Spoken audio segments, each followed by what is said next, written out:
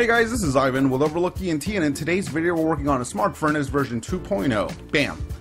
Alright, so this is unfortunately not a good version 2.0. This is more of a fix. Here lately I've had a lot of comments that the smart furnace is broken. I actually saw that on my Let's Play as well. This was originally a code crafted design. Basically what's going on here is they're furnaces, of course, and these are bud switches, block update detectors. So what used to happen is you used to be able to go ahead and burn an item.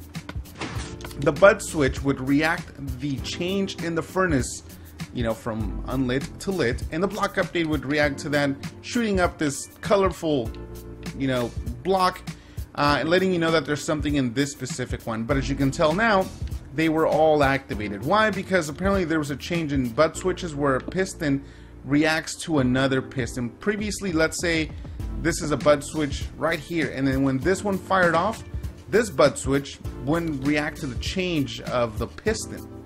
Nowadays they do, and so they both go off. So basically what happens is this block update detector here is detecting that this one moves, so when this one moves, this one detects it, and this one detects it, and they all go crazy. So unfortunately the only way to fix it, which kind of makes it bulkier and less efficient, but this is now we have hoppers and things like that, so I don't think that the whole system is needed so much. But you know, people still like having them, and it still, you know, serves a purpose. For example, let me get rid of this because you don't really need it. I was doing something else.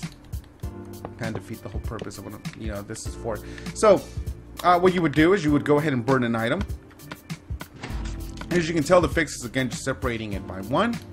Now what happens is, let's say you go exploring on a big expedition and you've gone ahead and cooked 1,000 fishes, but you have a room of furnaces, and you hate going through every single furnace to figure out if you cook something on one of them, right?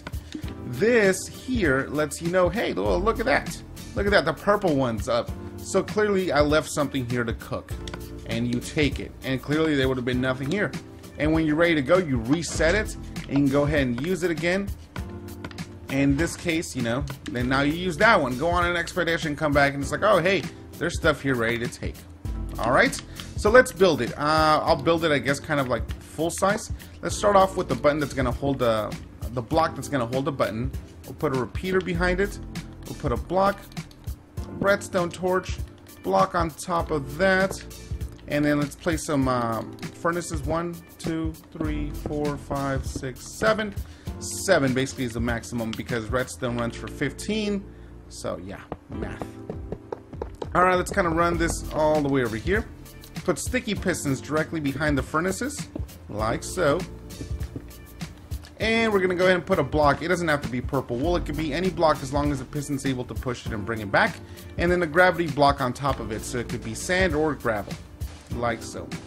What you do design-wise, guys, I mean, it's completely up to you. I mean, you can use the space that, you know, was previously here, you know, being used by furnaces for chests or something along those lines. It's completely up to you guys. So this is where it's going to indicate it. Let's go ahead and cover this, because why not? Aesthetics, guys, I'm not fantastic with aesthetics, so you guys can make this look however you want to look. The only thing that matters is the pistons that I placed back there and the redstone that we've placed. Speaking of which, let's actually place the redstone dust here.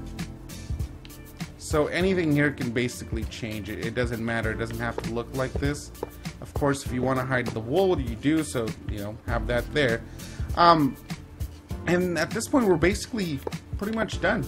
So again, the purpose of this whole thing here is to know that there's something ready for the taking.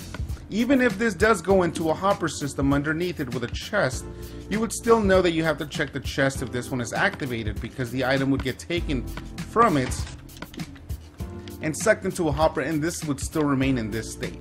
Okay? So you would know, hey, let me go downstairs to the chest room, and then you know that there's something ready to go there.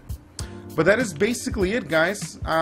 Again, once this is done, for example, now it's done, you take your item and then you reset it. Okay? Don't take the item because you only need it to cook one quick thing, because then you go ahead and take the item, and then it should, I believe, actually no, it doesn't do that anymore. I've noticed that. It doesn't have a change, But the problem is this: if you do this actually, and like, okay, I'm gonna reset it, and then you reset it.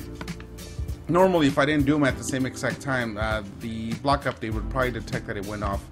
But whatever, I wouldn't worry about all that. They're just, you know, overcomplicating something simple. But that's it, guys. I hope you guys liked the videos. Always subscribe up top, and peace. I'm flying. Peace out.